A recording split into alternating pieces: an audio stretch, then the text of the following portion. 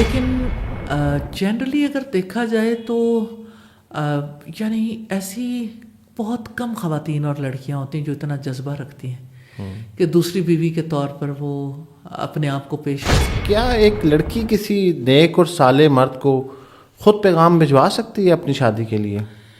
تو ایک مثالی ساس بننے کے لیے، یا چلیں آپ اپنی اگزامپل دے دیں کہ ایک اچھی ساس اگر ہوں تو وہ کیسی ہونی چاہیے؟ اور کوئی عورت محض خلا کا تقاضا اس لیے کر دے کہ اس کا خاوند جو ہے وہ دوسری شادی کرنا چاہتا ہے، اور اسے یہ پتہ ہے کہ معاشی اعتبار سے یہ انصاف کے تمام تقاضے پورے کرے گا. اور قیام اللیل کے لیے نبی صلی اللہ علیہ وسلم کا فرمان ہے من قام رمضان ایمانا و احتسابا غفر له ما تقدم من ذنبه. جس نے ایمان اور ثواب کی نیت سے رمضان کی راتوں میں قیام کیا اس کے پچھلے سارے گناہ معاف ہو جائیں گے. بسم اللہ الرحمن الرحیم. میں یاسر جنجوعہ اور آپ دیکھ رہے ہیں یاسر جنجوعہ پوڈ کاسٹ کی ایک اور ایپیسوڈ. اور آج کی ایپیسوڈ میں جو ہماری گیسٹ ہیں استاذہ نگہت ہاشمی، بڑے دیر سے ہم یہ کوشش کر رہے تھے کہ ہمارے پوڈ کاسٹ پہ تشریف لائیں. آج یہ ہمارے ساتھ ہمارے اسٹوڈیو میں موجود ہیں. السلام علیکم. وعلیکم السلام ورحمۃ اللہ وبرکاتہ. بالکل کوئی رسمی شکریہ نہیں. ایک تو رمضان ہے اور اوپر سے آپ کی اتنی سخت روٹین، باوجود اس کے آپ نے ہمارے لیے وقت نکالا. آپ کے بہت مشکور ہیں. الحمدللہ. گفتگو کا آغاز یہاں سے کرتے ہیں. ایک ایسا شخص جو آج آپ کو پہلی دفعہ دیکھ رہا ہوگا اس اسکرین پہ، کوئی بھی ویور، تو اس کے ذہن میں اگر یہ سوال آئے کہ نگہت ہاشمی کون ہے، تو آپ کو خود انٹروڈکشن دینا ہو اپنا، تو آپ کیا انٹروڈکشن دیں گی؟ کافی انٹرسٹنگ سوال ہے. میں نگہت ہاشمی ہوں، اللہ کی بندی، اور میں ایسی فیملی سے تعلق رکھتی ہوں جس کا تعلق عرب سے ہے، اور ہمارے انسیسٹرز جو تھے وہ ہجرت کر کے یہاں پہ آئے. اور یہ ہے کہ میرا فیلڈ ایجوکیشن ہے، جس میں ریسرچ میں بہت انٹرسٹڈ ہوں، ٹیچنگ میں بہت میری دلچسپی ہے، اور میرا بہت زیادہ یعنی پیشن ہے کہ میں بیہیورل چینج کو آبزرو کروں اور چینج کے لیے کام کروں. اور میں نے اپنی لائف میں چینج پہ کام کیا. باقی ساری چیزیں فارمل ہیں، وہ ساری چیزیں تو پتہ لگ ہی جاتی ہیں، میں نے کیا ایجوکیشن حاصل کی، کہاں پڑھایا، باقی چیزیں وہ میرے خیال میں اتنا میٹر نہیں کرتی. اتنا میٹر نہیں کرتا. ہاں، میری لائف میں جو میری ایک اچیومنٹ ہے، مجھے ایسا لگتا ہے اللہ سبحانہ تعالیٰ کی رحمت کے سوا کچھ نہیں. میں اس قابل نہیں تھی، لیکن اللہ سبحانہ تعالیٰ سے دعا کی تھی کہ مجھے اپنے کلام پر، اپنے پیغام، اپنے قرآن پر کام کرنے کا موقع دے. تو میں نے الحمدللہ قرآن مجید کی تفسیر کی ہے، ترجمہ بھی لیکن تفسیر بھی، اور اتھینٹک سورسز سے، ریسرچ بیسڈ ہے. اور اس کا مقصد بھی یہی تھا کہ آج کے دور کے انسان کو اپنے کریٹر، اپنے خالق، اپنے مالک کی بات کو سمجھنے کا موقع مل جائے. تو الحمدللہ یہ ایک ایسی چیز ہے جو میں سمجھتی ہوں کہ یہ تھوڑا ڈیفرنٹ ہے. کس عمر میں خیال آیا اور کیسے محسوس ہوا کہ مجھے، آپ کو ایسے لگا کہ آپ کو چن لیا گیا ہے یا آپ نے خود انتخاب کیا ہے اس کا؟ وہ کون سا وقت تھا جو آپ کی لائف میں یہ جرنی سٹارٹ ہو گئی، یا پیرنٹل جینیٹیکل گفٹ تھا آپ کے پاس کہ والدین کی طرف سے ہی کچھ ایسا چل رہا تھا؟ میرے والدین کی بہت محنت ہے، اور میرے والد کی خاص طور پر میں بہت زیادہ امپریس ہوں ان سے، اور بہت محبت بھی اور عقیدت اور ریگارڈ بھی. اور آپ کہہ سکتے ہیں کہ یعنی میری سوچوں پر بھی اور میرے معاملات پر بھی ان کی چھاپ بھی ہے. اور یہ ہے کہ مجھے وہ یاد بھی بہت رہتے ہیں، یعنی میری میموری ان کے ساتھ بہت کنیکٹڈ رہتی ہے. تو میرے والد جو ہیں وہ انہوں نے ہمیں سنا بھی بہت، کہا کم، سنا بہت، اور ہمیں انہوں نے ہمارے رب کا تعلق دیا ہے، کنیکٹ کیا بچپن سے ہی، قرآن سے کنیکٹ کیا. میں 6+ ایئرس کی تھی جب میں نے قرآن پڑھا، اور اس کے بعد انہوں نے قرآن مجید پڑھانے کے لیے یعنی ہمیں گرامر پڑھانی شروع کی، اور ہم اسکول جانے سے پہلے قرآن پڑھ کے جایا کرتے تھے، میں اور میری بڑی بہن الحمدللہ. اور اللہ سبحانہ تعالیٰ نے یہ سفر بچپن سے ہی کروایا. اور زندگی میں بہت ساری سٹیجز آئیں، لیکن یہ ہے کہ میرے والد نے یہ بات کہی تھی کہ جو آپ نے لیا ایک بھی فرد ہو اگر پہنچا سکو اسے، یہ ایجوکیٹ کر سکو تو یہ ایجوکیٹ ضرور کرنا. میرے والد نے یہ کوشش کی کہ ہمیں نفع مند بنائیں، کہ ہم دوسروں کے لیے کچھ کرنے کے قابل ہوں.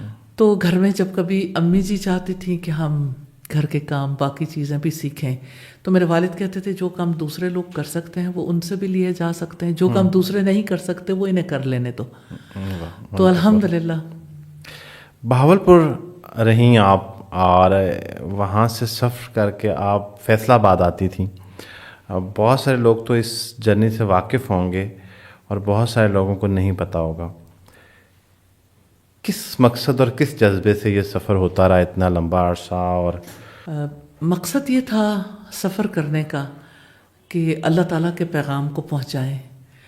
اور بچے چھوٹے تھے، جانا مشکل اور پریشر بہت زیادہ. تو میرے ہسبینڈ نے بھی میرے ساتھ کافی کوآپریٹ کیا الحمدللہ، اور یہ سلسلہ ممکن ہوا. مجھے وہ سورج کا ڈوبنا نہیں بھولتا.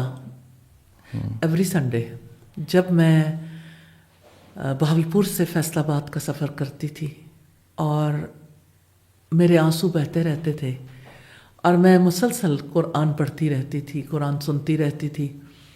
اور مجھے جب میں جاتی تھی تو وہ رات ایسی ہوتی تھی جب میں اپنے آپ کو بزی کرتی تھی اور میں سورہ مریم سنتی رہتی تھی. سورہ مریم میں حالات ہیں اور اس میں حضرت زکریا اور ان کے بیٹے کی پیدائش ایک بہت اور صورتحال میں کہ جب وہ بھی بوڑھے تھے، ان کی بیوی بھی بانجھ تھیں، حضرت یحییٰ کی پیدائش کا جو سلسلہ تھا، پھر حضرت مریم کی پیدائش کا جو سلسلہ تھا، پھر حضرت عیسیٰ، حضرت ابراہیم علیہ السلام. تو مجھے ایسا لگتا ہے وہ میرا ریئل خاندان ہے، میری فیملی ہے. اور میں جب ان کے بارے میں سنتی تھی تو مجھے بہت زیادہ موٹیویشن ملتی تھی. تو مجھے ایسا لگتا تھا کہ انسان کا کام صرف کھانا پینا جینا نہیں ہے. اور میرے دل کے اندر یہ بات اترتی تھی کہ انسان جو ہے نا عرفہ والا مقصد کے لیے پیدا کیا گیا. اس کا کام صرف اپنی ذاتی زندگی، اپنے آپ کی، اپنے خاندان تک اللہ تعالیٰ نے اسے لمیٹڈ نہیں رکھا. اور جو کام وہ کر سکتا ہے اللہ سبحانہ تعالیٰ جب وہ کام لینا چاہے تو اس کے لیے اسباب بھی پیدا کر دیتا ہے.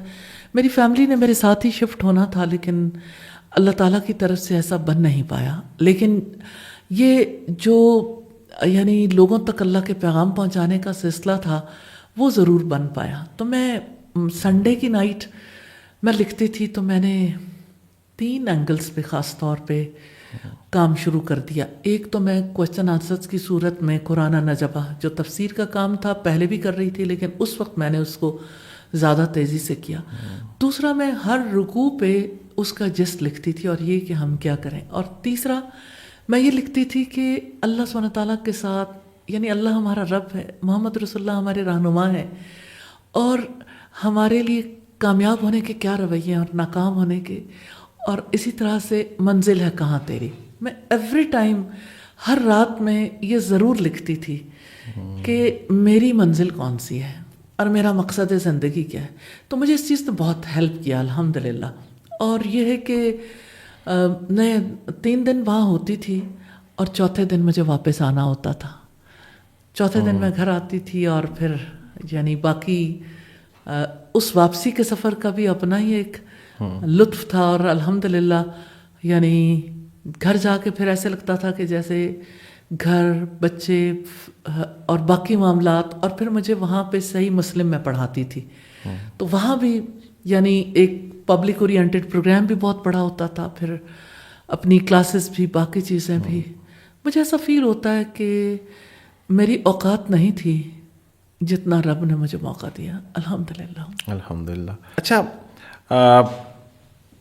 ایک مدر تھیں آپ جب یہ ساری جرنی آپ ابھی سنا رہی تھیں. ہم مختصراً اگر یہ بات کرنا چاہیں کہ ایک مثالی ماں جو ہے آج کل کے دور میں، جب ہم کہتے ہیں کہ سوشل میڈیا کا دور ہے، ڈیجیٹل میڈیا کا دور ہے، تو ایک مثالی ماں کیسی ہونی چاہیے؟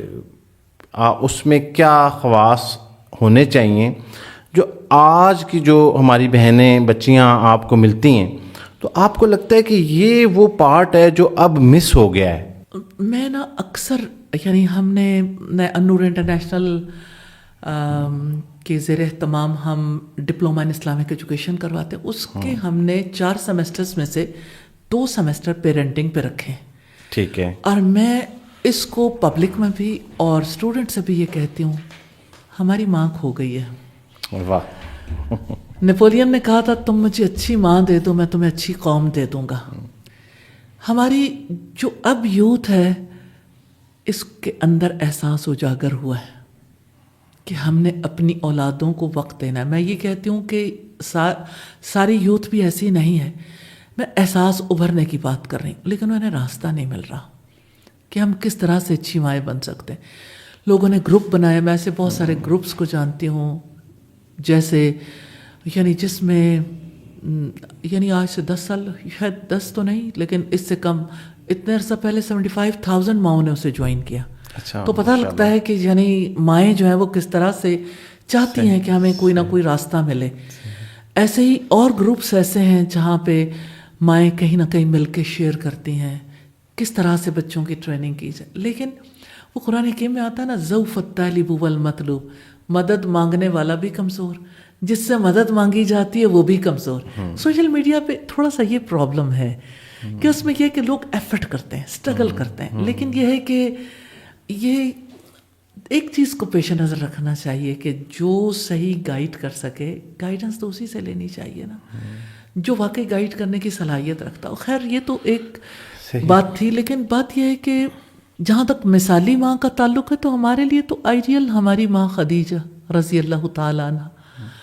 اور اسی طرح سے ہماری اگر دیکھا جائے تو تاریخ میں کتنی اہمیت کی حامل ہے وہ ماں جس کے بچے کا کوئی باپ نہیں تھا. اس نے بچے کو بھی وہ مقام دلوانا تھا اور دوسری طرف یہ ہے کہ خود بھی ایک پاک باز زندگی گزارنی تھی. الحمدللہ ہمارے لیے وہ بہت بڑی اگزامپل ہے. اور اسی طرح سے میں بہت زیادہ انسپائرڈ ہوں حضرت ہاجرہ سے. وہ یعنی ایک ایسے ماحول میں جہاں نہ شوہر ہے, بچے کا باپ نہیں ہے اور ارد گرد بھی کوئی نہیں, ڈیزرٹ ہے, نہ کھانے کو نہ پینے کو, اوپر اللہ اور نیچے عورت. تو مجھے ایسا فیل ہوتا ہے وہ پیرنٹنگ جو حضرت ہاجرہ نے کی, وہ پیرنٹنگ ہمارے لیے بہت بڑی مثال ہے. وداؤٹ اینی ریسورسز, ایک ڈیزرٹ میں بیٹھی ہوئی عورت اگر کمیٹڈ ہے نا, اس کے پاس کوئی ریسورس نہیں, تو وہ اپنے بیٹے کی تربیت کرتی ہے. تو اقبال کہتا ہے وہ فیضان نظر تھا یا کہ مکتب کی کرامت تھی, سکھائے کس نے اسماعیل کو آداب فرزندی. تو ابراہیم علیہ السلام تو وہاں نہیں تھے, وہاں تو یعنی ایک ماں تھی, اور وہ بھی یعنی آپ سوچ سکتے ہیں کہ جس کے پاس بہت ریسورسز نہیں تھے. تو مجھے اس ماں کے کردار کے حوالے سے یہ ضرور کہنا, امپاورڈ ماں تھی. میں سمجھتی ہوں کہ اگر ایک عورت کو امپاورڈ کر دیا جائے نا اس کے رول کے لیے, تو وہ کیا کچھ نہیں کر سکتی. میں ایک واقعہ ان کا صرف آپ کے سامنے رکھنا چاہتی ہوں. قبیلے بنو جرہم کے لوگ اس علاقے سے گزرے اور انہوں نے دیکھا کہ ایک پرندہ یہاں پہ ہے. تو ان کے سیانے نے کہا کہ پانی کے بغیر یہ پرندہ آ نہیں سکتا, یہاں کہیں پانی ہے, تلاش کرو. جب لوگ تلاش کرنے لگے تو پانی بھی مل گیا, اور اس کے کنارے ایک عورت ملی جس کی گود میں بچہ تھا. اس عورت کے پاس آئے اور کہنے لگے کہ ہمارے جو افراد ہیں قبیلے کے آپ سے ملنا چاہتے ہیں, تو آپ وقت دے دیں. خیر قبیلے کے لوگ آئے, انہوں نے کہا ہم یہاں رہائش اختیار کرنا چاہتے ہیں. میں جب کبھی ان کے بارے میں یہ پڑھتی ہوں, بتاتی ہوں, میرے دل کی کیفیت اور ہو جاتی. ایک عورت کا اصلی روپ کیا ہے, وہ بحیثیت ماں کے, اور پھر فراست کتنی ہے, اس قدر زیادہ حکمت ہے, وزڈم ہے. ڈیزرٹ میں انہیں کوئی ایجوکیٹ نہیں کر رہا, لیکن کنیکٹیویٹی ہے نا اپنے کریٹر سے, خالق سے, مالک سے. اور پھر اب اس کو دیکھیے, وہ کہتی ہیں سنگل ریسورس ہے نا جی, پانی, زمزم کا پانی ہے. حکومتیں, اسٹیٹس بھی اپنے ریسورسز پر چلتی ہیں. اس ریسورس کے بارے میں ان کا ویژن کیا تھا, کیا وہ سوچتی تھیں کیسے بلد امین دنیا کی سب سے مقدس زمین کی بنیاد رکھی گئی کہ وہ کہتی ہیں آپ رہائش تو رکھ سکتے ہو، پانی پر میرا حق ہوگا. سارے مسئلے ہی حل ہو گئے الحمدللہ. تو آپ دیکھیں کہ ایک شہر کی بنیاد رکھی انہوں نے. تو اللہ سبحانہ تعالیٰ کتنا امپاورڈ کرتا ہے عورت کو کہ بحیثیت ماں کے جو انہوں نے جیسا ان کا رول تھا، پھر جب وہاں پہ لا کے لوگ بسانے تھے، کیونکہ اللہ کی حکمت تھی وہاں اللہ کا گھر بننا تھا، تو کس طرح سے انہوں نے اس شہر کی بنیاد میں ہی جسٹس کی بنیاد رکھ دی، جھگڑے ختم کرنے کی بنیاد رکھ دی کہ فیصلہ کن کردار کون ادا کرے گا. اور پھر کس طرح سے قبیلے کے لوگ بھی بسے، لیکن اس کی وجہ سے امن قائم ہوا. آج بھی وہ ٹینشن فری زون ہے. اس سرزمین پہ جانے والا ہر کوئی امن کا لباس پہنتا ہے، جو ہماری ماں سیدہ ہاجرہ نے جس کی بنیاد رکھی تھی. اچھا، اسی کو کنٹینیو کرتے ہوئے وومن امپاورمنٹ کے اوپر آج ہم اس کی سائٹ پہ نہیں جائیں گے کیونکہ وہ پھر موضوع بالکل ہمارا جو ہے وہ دوسری طرف چلا جائے گا کہ جو آج نعرہ وومن امپاورمنٹ کے لیے سڑکوں پہ لگ رہا ہے، شاید کوئی بھی جو ہے وہ اس نعرے کے مفہوم کو اگر سمجھتا ہو تو اس کے حق میں نہیں ہو سکتا. لیکن اس ایک نعرے نے ایک بڑا نقصان کیا ہے، نوجوان نسل کے خاص طور پہ بچیوں کا ذہن خراب ہوا، بچوں کا بھی ایون. انہوں نے کہا کہ یہ جو میرج کا انسٹیٹیوشن ہے ہمارے مذہب میں یہ سب سے بہترین انسٹیٹیوشن ہے، وہ کہتے ہیں یہ ہونا ہی نہیں چاہیے. آپ کیسے دیکھتی ہیں کہ یہ خیال جنم کہاں سے لیا کہ ایک بچہ جو ہے وہ شادی کی عمر میں پہنچنے کے بعد بھی یہ کہہ رہا ہے کہ یہ نہیں ہونا چاہیے، ہمیں اس کی ضرورت نہیں ہے؟ اصل میں جس وقت آپ مرد اور عورت جو دونوں کا بانڈ بنتا ہے، جب ان کے بارے میں کنٹروورسیز اور جب ان کے بارے میں ایسی چیزیں لوگوں کے ذہنوں میں ڈال دیں گے تو نیچرلی یعنی جو لوگ جھگڑے فساد سے بچنا چاہتے ہیں وہ کہتے ہیں کہ ہم نہیں کھیلتے، ہم نے ادھر جانا ہی نہیں. صحیح. تو یہ یعنی کہ آپ یہ دیکھیں کہ عورت کی آزادی کی بات ہے تو آزادی کی بات کے ساتھ ٹرانسجینڈرز ہیں، ٹرانسجینڈرز کے ساتھ پھر اگلے معاملات شروع ہو گئے، یعنی وہ انٹرسیکس ہیں یا ٹرانسجینڈرز ہیں. ٹرمپ نے سب کچھ لپیٹنے کی کوشش کی. خیر یہ تو کہانیاں اپنی جگہ پر ہیں، لیکن اس کے اثرات جو ہیں جن پر آپ بات کر رہے ہیں جی تو اس کے اثرات ہیں کہ لوگ جو ہیں وہ ذمہ داری نہیں اٹھانا چاہتے. وہ کہتے ہیں کہ ہمیں آزادی چاہیے. ہم کیوں ایسی گیم میں پڑیں جس کے لیے ساری زندگی ہم ایفرٹ کرتے رہیں، آخر یعنی یہ لا حاصل کام ہم کیوں کریں. یہ اس وجہ سے ہے کہ جزا سزا کا جو کانسیپٹ اللہ سبحانہ تعالیٰ نے دیا ہے وہ کانسیپٹ ذہنوں میں نہیں ہے. جب آپ کسی عمل پر اجر کی امید نہیں رکھتے، آپ ہوپلیس ہو جاتے ہیں تو آپ کوئی بھی غلط ڈیسیژن کر سکتے ہیں. تو ڈی ٹریک ہماری جنریشن صرف نکاح سے نہیں ہوئی، سب سے پہلے خدا سے، اپنے الہ سے. تو اس اللہ سے بھاگے ہیں نا، اور بھاگنے کے پیچھے بنیادی طور پر کون ہے؟ وہ ہم ہی ہیں نا، جنہوں نے اپنی نسلوں کو ایجوکیٹ ہی نہیں کیا، انہیں ان کے رب سے کنیکٹ نہیں کیا، انہیں کریکٹ کرتے رہے. تو کنیکٹ بیفور کریکٹ. اچھا، ایک چیز بڑی اہم، اب ہم کیونکہ نوجوان نسل کی طرف چل پڑے ہیں تو ان کے سوالات میں سب سے اہم سوال کہ اسلام میں یہ جو لو میرج ہے اس کی کیا حیثیت ہے؟ مطلب کوئی مسئلہ نہیں ہے، کوئی مذائقہ نہیں ہے کہ بچوں کا یہ سوال ہوتا ہے کہ جی ہم جو محبت کی شادی ہے تو مذہب کا کیا نقطہ نظر ہے اس کے اوپر؟ اصل میں محبت امانت ہے. محبت جو ہے وہ کسی دائرے کے اندر ہوگی تو اسے اپریسیشن ملے گی، کیونکہ اللہ سبحانہ تعالیٰ کہتے ہیں وَمِنْ آيَاتِهِ أَنْ خَلَقَ لَكُم مِّنْ أَنفُسِكُمْ أَزْوَاجًا، کہ یہ اللہ کے سائنس میں سے ہے کہ اس نے تمہاری جن سے تمہارے لیے جوڑے بنائے لِتَسْكُنُوا إِلَيْهَا، تاکہ تم اس کے پاس سکون حاصل کرو. وَجَعَلَ بَيْنَكُم مَّوَدَّةً وَرَحْمَةً، اور اس نے تمہارے درمیان محبت اور رحمت پیدا کر دی. یعنی وہ محبت جو ڈیو ٹو سیکس ہوتی ہے اور وہ محبت جو بڑھاپے کی ہوتی ہے جس میں کوئی غرض نہیں ہوتی. انسانوں کی غلط فہمی یہ ہے کہ ہم محبت کے مالک ہیں، جس سے چاہے محبت کریں، جس سے چاہے نفرت کریں. ہمارا عقیدہ یہ ہے، ہمارا بیلیف یہ ہے کہ محبت کا خالق بھی وہ ہے اور محبت کا مالک بھی وہ ہے. وہ دلوں کے اندر جس کے لیے چاہتا ہے محبت ڈالتا ہے اور جس کے لیے چاہتا ہے وہ محبت ختم کر دیتا ہے. تو جس کو ہم محبت کہتے ہیں کیا وہ محبت ہے؟ دیکھیں کسی کے ساتھ ہم آہنگی ہو سکتی ہے. آپ کسی کے لیے یہ تمنا رکھ سکتے ہیں کہ یہاں شاید میرا نکاح ہو جائے تو زیادہ مناسب ہے. لیکن اسلام شادی سے پہلے چھپی دوستیوں کو یا شادی سے پہلے کے جو تعلقات ہیں وہ ایک لمٹ سے باہر اس کو الاؤ نہیں کرتا. اور وہ لمٹ اللہ کی حد ہے. اب دیکھیں آج کے بچے کہتے ہیں ہماری سیلف باؤنڈری ہے. ہونی چاہیے لیکن وہ باؤنڈری اللہ کی باؤنڈری ہونی چاہیے. سیلف میڈ نہیں, خود ساختہ نہیں ہونی چاہیے. تو لو میرج جو ہے نا وہ بھی ایک ایسی ہی ٹرمینالوجی ہے جو لوگوں کی خود ساختہ ہے. ایک یہ محبت تو اللہ تعالیٰ نے دینی تھی, اور یہ کہ جہاں پر آپ کے دل میں کوئی ایسی بات کسی کے لیے ہے تو اس کو ایک ضابطے ایک دائرے میں لے کے آئیں اور اس کو اسی طریقے سے سولو کریں جو یعنی ایک ایکسیپٹیبل ہے اور جس کے نیگیٹو ریزلٹس نہیں ہیں. یعنی آپ اس کے پازیٹو پہلو کو دیکھیں کہ اس کی وجہ سے ایک رائٹ گراؤنڈ پر ایک بانڈ بنتا ہے جس بانڈ کے لیے دو خاندان مل کر ایفرٹ کرتے ہیں اور پھر انہیں اٹھاتے انہیں ذمہ داریاں اٹھانے کے لیے بھی اور پھر اس کو نبھانے کے لیے بھی تیار کرتے ہیں.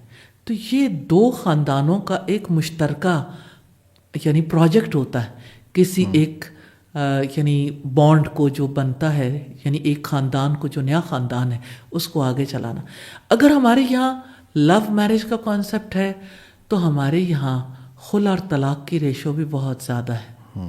میں یہ نہیں کہتی, ہم پچھلے دنوں میں ملائیشیا میں تھے تو وہاں پیرنٹس یہ ذمہ داری نہیں لیتے, یہ ذمہ داری بچوں کی ہے, وہ خود اپنے لیے پارٹنر کو سلیکٹ کریں. مجھے پہلی بار احساس ہوا کتنی ہماری سوسائٹی میں اپنے بچوں کے لیے محبت ہے, کہ ان کی اونرشپ کتنی زیادہ. آپ بچوں کو ایک سٹیج تک پہنچا کے پھر انہیں لاوارث چھوڑ دیں, پھر کتنی خلا کتنی طلاقیں بڑھ جاتی ہیں. تو کسی کے لیے دل میں احساس ہے پیرنٹس کو بھی تھوڑا سا اپنے بچوں کو اسپیس دینی چاہیے, مارجن دینا چاہیے اور ان کے ساتھ ڈسکس کرنا چاہیے, انہیں سمجھانا بھی چاہیے. لیکن یہ ہے کہ جائزہ لینا چاہیے. ہر کسی کی پسند ناپسند کے بارے میں ایک ہی فیصلہ نہیں کرنا چاہیے کہ کسی نے اگر پسند کا اظہار کیا تو پیرنٹس نے کراس ہی کرنا ہے. ہو سکتا ہے کہ وہ پسند بہت بہتر ہو سکتا ہے نہ بہتر ہو, تو جائزہ لینا چاہیے. مجھے لگتا ہے کہ والدین کی انا سامنے آ جاتی ہے اگر بچے اپنی پسند کا اظہار کر دیں. آپ بہتر بتا سکتی ہیں, کیا ایک لڑکی کسی نیک اور صالح مرد کو خود پیغام بھجوا سکتی ہے اپنی شادی کے لیے؟ حضرت خدیجہ کی مثال سب سے پہلے دی جاتی ہے کہ حضرت خدیجہ نے پرپوز کیا تھا رسول اللہ صلی اللہ علیہ وسلم کو. لیکن یہ بات نارملی نہیں کی جاتی کہ ان کے اخلاق اور ان کی صفات کی وجہ سے. حضرت خدیجہ کے لیے پہلا شوہر بھی انتقال کر چکا تھا, دوسرا شوہر بھی انتقال کر چکا تھا. وہ ایک بار نہیں 2 بار بیوہ ہو چکی تھی. سٹیٹس ڈیفرنٹ ہے. لیکن ایک کنواری لڑکی جو ہے اس کے لیے خود سے کسی کو میسج بھیجنا ایک پورے نظام کو بریک کرنے کی بات ہے, ایک پورے نظام سے بغاوت کرنے کی بات ہے. سسٹم کے اندر رہ کے جو کام ہو سکتا ہے, سسٹم کے باہر جا کے اس کے برے نتائج بھی نکلتے ہیں. اور ہم دارالامان میں اور پھر ایسی ہونے والی میرجز کے برے ریزلٹس جو ہیں وہ پوری سوسائٹی میں ایسی سٹوریاں بہت بکھری ہوئی ہیں. تو ہم تو اپنی بیٹی اپنی بچی کے لیے یہ سوچتے ہیں کہ وہ تحفظ کے ساتھ ماں باپ کے پاس بھی رہے اور حفاظت کے ساتھ اگلی جگہ پر بھی منتقل ہو. محبت اور احترام, رسپیکٹ, ریگارڈ اور حفاظت کے ساتھ. اچھا سورۃ النساء میں واضح طور پہ میں اس کا مفہوم بیان کرتا ہوں, بہت سارے لوگ جانتے ہیں, اور کیونکہ زیر بحث رہتا ہے یہ موضوع, مرد کو کہا گیا ہے کہ وہ اس کو اجازت ہے, شاید اس کا مفہوم یہ آپ کریکشن کر دیجیے گا کہ وہ 2 3 یا 4 شادیاں کرے, اور لیکن اگر انصاف کر سکے ورنہ ایک صحیح رکھے. خاتون کو جو ہے وہ یہ جب ان کو کہا کہ جن کو پسند کرتا ہو، تو یہ پسند سے کیا مراد ہے؟ مطلب کہ یہ اختیار مرد کے پاس ہے کہ وہ پسند کرے گا، یہ عورت کے پاس اختیار نہیں ہے کہ وہ بھی پسند کر لے کسی کو، یا اس کا کوئی کی تشریح کچھ اور ہے؟ اس پہ پلیز وضاحت کر دیں. اصل میں یہ آیت جس کانٹیکس میں نازل ہوئی، یتیم بچیوں سے شادی کرنے کی بات تھی کہ اگر آپ ان کے حقوق پورے طریقے سے ادا نہیں کر سکتے تو پھر آپ ان کے علاوہ ایک سے نہیں 2 3 4 ایک لمٹ لگا دی کہ یہاں تک آپ نکاح کر سکتے ہو. یہ حکم نہیں تھا، اجازت تھی، رخصت ہے کہ آپ اگر کرنا چاہو تو آپ ایسا کر سکتے ہو، لیکن یتیم بچی کے ساتھ بے انصافی نہ کرو. اب یہ کہ جہاں تک پسند کا تعلق ہے تو ہر مرد کے پاس اور ہر عورت کے پاس ایک پیمانہ ہے جو اللہ سبحانہ تعالیٰ نے دیا، انتخاب کا بھی اور اس پہ ایگری کرنے کا. نکاح کی شرائط میں سے ایک شرط ہے ایجاب و قبول، کہ ہسبینڈ وائف بننے کے لیے جو جوڑا یعنی جس کو اس مقصد کے لیے سلیکٹ کیا جا رہا ہے وہ آپس میں بھی ایک دوسرے کو قبول کرتے ہیں نہیں، لیکن وہ ایک ارینجڈ سلسلہ ہے نا. مراد یہ کہ وہ پہلے سے کسی کی طرف رغبت ہو سکتی ہے. جیسے مجھے رسول اللہ کے چچا ابو طالب کی بات یاد آتی ہے کہ انہوں نے کہا تھا خطبہ نکاح دیتے ہوئے، خدیجہ کو محمد سے، محمد کو خدیجہ سے نکاح کی رغبت ہے، مجھ سے جو مال مانگتے ہو میں دینے کے لیے تیار اور ان دونوں کا نکاح کرتا ہوں. تو رغبت تو دونوں طرف تھی، رغبت ہو سکتی ہے لیکن ایک دائرے میں ہونی چاہیے. اس کا کوئی واضح معیار متعین نہیں ہے. واضح معیار متعین ہے کہ اس میں نبی صلی اللہ علیہ وسلم نے فرمایا 4 چیزیں ہیں جن کی بنیاد پر نکاح کیے جاتے ہیں، حسب نسب، مال، جمال اور دینداری. تم دینداری کو ترجیح دینا، یعنی جو عورت، جو لڑکی جس کے اندر تقوی ہے، جو گاڈ فیئرنگ ہے، جو کسی دائرے میں رہتی ہے، اس کے ساتھ نکاح کرو گے تو کامیابی کے چانسز بہت زیادہ ہیں. حسب نسب جو ہے وہ اس سے کیا مراد ہے؟ حسب نسب سے مراد کیا اس کا معاشی سٹیٹس ہے یا حسب نسب سے مراد اس کی ذات، برادری، قبیلہ؟ تو یہ جب ہم یہ کہتے ہیں کہ جی فلاں برادری کو اسی برادری میں شادی کرنی چاہیے تو یہ اس کا مطلب ہے یہ ٹھیک ہے؟ پھر برادری کو بنیاد نہیں بنانا چاہیے، لیکن اگر کسی کی دینداری ہے اور برادری بھی ہے تو بہت اچھا ہے. میرا خیال ہے اس سے کلچرل ویلیوز جو ہیں وہ میچ کرتی ہوں گی اور آسانی ہوتی ہوگی. دیکھیں برادری کے لیے بھی ہم ٹوٹلی کنڈیم نہیں کر سکتے. بات یہ ہے کہ لوگ ایک دوسرے کے کلچرلی ایک دوسرے کو سمجھتے ہوتے ہیں. ٹھیک ہے. نئے ماحول میں ایڈجسٹ کرنا زیادہ ڈیفیکلٹ ہوتا ہے، لیکن صرف برادری کی بنیاد ہو تو اس کے مقابلے میں اللہ کے رسول نے یہ بتایا دینداری کی بنیاد ایسی ہے جس پر آپ سٹینڈ لو، باقی چیزیں ساتھ مل جائیں تو بہت اچھا ہے، نہ بھی ملے تو منیمم دینداری ضرور. اچھا، یہ جو بچے جان بوجھ کے شادیوں میں تاخیر کر رہے ہیں آج کل، کہتے ہیں جی پہلے ہم نے کیریئر بنانا ہے اور پھر اپنی لائف میں کچھ سیٹل کرنا ہے، خاص طور پہ لڑکے وہ کہتے ہیں بہت بڑا معاشی بوجھ بن جائے گا، ارادہ رکھتے ہیں. اس سے پہلے ہم ڈسکس کر چکے کہ وہ ہیں جو ارادہ ہی نہیں رکھتے، وہ کہتے ہیں ہم نے کرنی نہیں ہے. اب یہ ایک شخص ہے وہ ارادہ رکھتا ہے اور ایک بچی وہ بھی کہیں پڑھ گئی ہے یا کسی ایسی فیلڈ میں وہ کہتی ہے میں. تو کیا یہ طرز عمل اسلام کی نظر میں درست ہے کہ شادی میں تاخیر کر لی جائے؟ کوئی اس میں ممانعت نہیں ہے؟ شادیوں میں تاخیر تو نہیں ہونی چاہیے. صحیح ہے. اس لیے کہ پھر جتنی تاخیر ہوتی ہے اتنے زیادہ مسائل بھی پیدا ہوتے ہیں، اتنے ایشوز بھی کھڑے ہوتے ہیں. صحیح. اور ان ایشوز میں سے ایک ایشو یہ ہے کہ لڑکی کی اور لڑکے کی ایڈجسٹمنٹ کا مسئلہ زیادہ ہو جاتا ہے. جتنے میچور ہوں گے اتنا ہی ان کے لیے مشکلات بھی پیدا ہو جائیں گی. یہ سوالات کچھ ایسے ہیں جو کہ ہماری سوسائٹی کے ایشوز بن چکے ہیں اور لوگوں کے ذہنوں میں سوال کی صورت ہیں. تو آپ کی موجودگی کا فائدہ اٹھاتے ہوئے میں چاہ رہا ہوں کہ یہ سارے کنسرنز آج جو ہے وہ ایڈریس ہو جائیں. نوجوان نسل کے خاص طور پہ یہ کنسرن ہے. سوشل میڈیا کے اوپر چیٹنگ کرتے ہوئے جہاں پہ وہ کوئی تصاویر شیئر نہیں کی جا رہی اور اس کے ساتھ جو ہے کوئی اوبویسلی آواز بھی نہیں جا رہی، بہت ساری ایپ بنی ہوئی ہیں رشتہ کرانے کے حوالے سے. تو آپ کو کیا لگتا ہے کہ ایک لڑکی اور لڑکے کی گفتگو جو ہے اس میڈیم سے ہونا اور بہت دیر تک ایک دوسرے کو جاننے کی کوشش میں وہ گفتگو طویل کرتے رہنا کیا مناسب ہے؟ اس طرح سے کیا جا سکتا ہے؟ غرض یہ ہے کہ نکاح کا پیغام بھجوانا ہے. مجھے لگتا ہے دھوکہ ہے، دھوکے کی زندگی ہے. ہو سکتا ہے کہ یہ بات کبھی پایا تکمیل تک نہ پہنچے، بس وقت گزاری ہے، ٹائم پاس کر رہے ہیں. تو جو کرنا ہے وہ کر لینا چاہیے. اور مجھے یہ فیل ہوتا ہے کہ جو شخص خود اپنے پہ بھروسہ کرنے کی بجائے اللہ تعالیٰ پر بھروسہ کرے تو اللہ تعالیٰ اس کی مدد پر ہوتا ہے. استخارہ کر لیں، اتنی گفتگو کرنے کی ضرورت ہی کیا؟ ہاں جی، تو اس کا بہترین حل یہ ہے استخارہ کر کہ لیں. استخارہ کر لیں. بہرحال رسمی اگر کوئی آپ نے ان کو کوالیفیکیشن، ایج، پروفیشن یہ پوچھنا ہے تو وہ آپ پوچھ سکتے ہیں. اور استخارہ بیسک انفارمیشن میں تو کوئی ایسی بات نہیں، لیکن وہ تو آپ کو بغیر آپ کے انوالو ہوئے بھی پتہ چل سکتی ہیں باتیں. اچھا، اب ایک اور بڑی دلچسپ بات یہ ہے کہ شادیاں ایک سے زائد جب کوئی مرد کرے تو کیا دوسری بیوی بننا جو ہے وہ افضل اور پسندیدہ عمل ہے؟ پتہ نہیں میں اپنا سوال واضح کر سکا ہوں یا نہیں. رسول اللہ صلی اللہ علیہ وسلم نے ایک دفعہ سیدنا جابر سے پوچھا، آئی تھنک، مجھے اگر کنفیوژن نہیں تو، جی آپ کے ایک صحابی نے شادی کی تو آپ صلی اللہ علیہ وسلم نے پوچھا کہ آپ نے کس سے شادی کی ہے؟ تو انہوں نے کہا کہ ایک یعنی ایسی عورت سے کی ہے جو میری بہنوں کو زیادہ اچھے طریقے سے سنبھال سکے. تو آپ نے فرمایا اگر تم کسی نوجوان لڑکی سے شادی کرتے، آپ اس سے کھیلتے، وہ آپ سے کھیلتی، تو زیادہ اچھا نہیں تھا؟ تو انہوں نے کہا میرے باپ میری بہنوں کو میرے پیچھے چھوڑ گئے، وہ تو دنیا سے چلے گئے، تو میں نے ایک ایسی عورت سے شادی کی ہے جو میری بہنوں کو سنبھالنے میں میری ہیلپ کر سکے. تو ایک مجبوری تھی.